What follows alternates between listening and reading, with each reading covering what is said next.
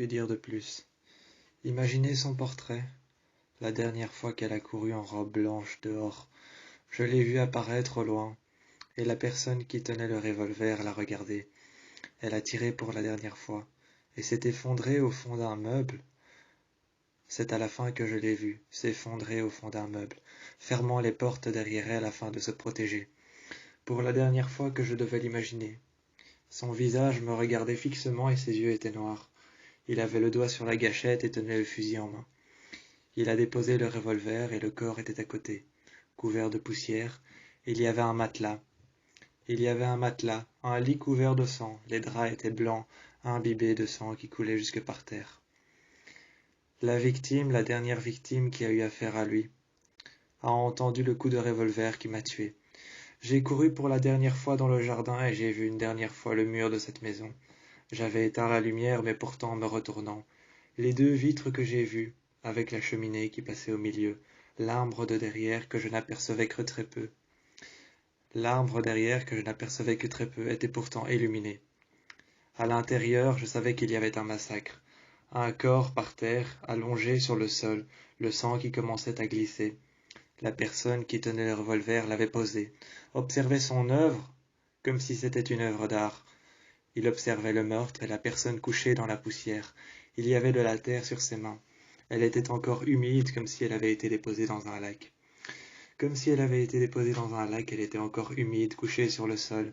Ses mains étaient recouvertes de poussière et de terre. Elle avait un fusil à la main et avait tenté de se défendre, mais personne n'avait beau la voir. Personne n'avait beau la voir ou l'aider. Il était arrivé qu'elle soit morte. Personne n'avait beau la voir par la fenêtre, frapper contre la vitre. Elle avait beau se défendre, mais lorsqu'elle est tombée par terre, le coup lui a été fatal. Elle ne s'est pas relevée et on a traîné son corps jusque l'autre côté. On a traîné son corps jusque l'autre côté. On a fermé la porte et on l'a verrouillée. Rien qu'entendre le bruit de la serrure, de la charnière, rien qu'entendre la charnière, le bruit de la serrure, de la porte se refermer derrière. Il y avait un passé derrière tout ça, une femme qui a couru dans la forêt pendant des kilomètres, essayant de fuir les coups de feu qu'elle avait entendus à plusieurs reprises. On entendait encore l'homme marcher dans les escaliers, descendre rejoindre cette femme qu'il y avait dehors se protégeant. Ainsi soit-il, les personnes à l'intérieur. Ainsi soit-il, les personnes à l'intérieur, dans cette chambre, regardaient le crucifix qu'il y avait au-dessus. Le Tout-Puissant les regardait de haut, et ils étaient dans une chambre, effondrés par terre, tous, les uns à côté des autres, comme numérotés lors d'une scène de crime. Comme numérotés lors d'une scène de crime, ils étaient l'un à côté de l'autre. La dernière femme qui a pu apercevoir le crucifix avait les yeux ouverts et un sourire aux lèvres. Elle est morte par terre en observant le crucifix, avec un sourire aux lèvres. Il y avait ce crucifix sur le mur qui faisait acte de présence par rapport au grand, au puissant et à la puissance qu'il y avait. Elle faisait acte de présence par rapport au grand et à la puissance qu'il y avait au-dessus d'eux.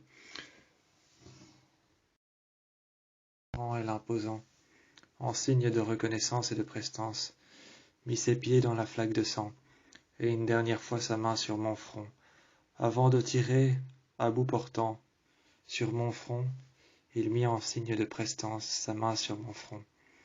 Ensuite le canon que je sentis, contre mon front, contre ma tête, en signe de reconnaissance et de prestance.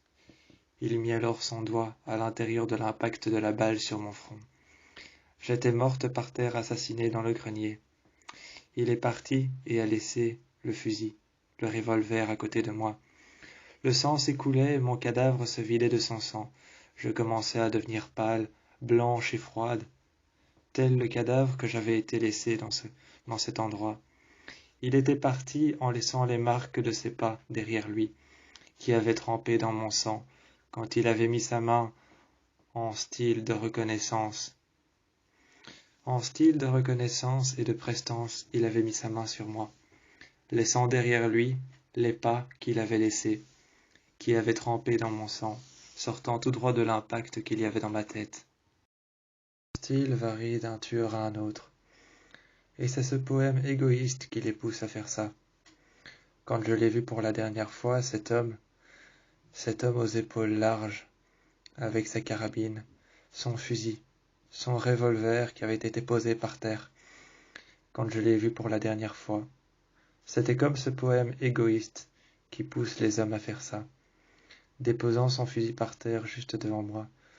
Ses grands épaules larges sont la dernière chose que j'ai pu voir.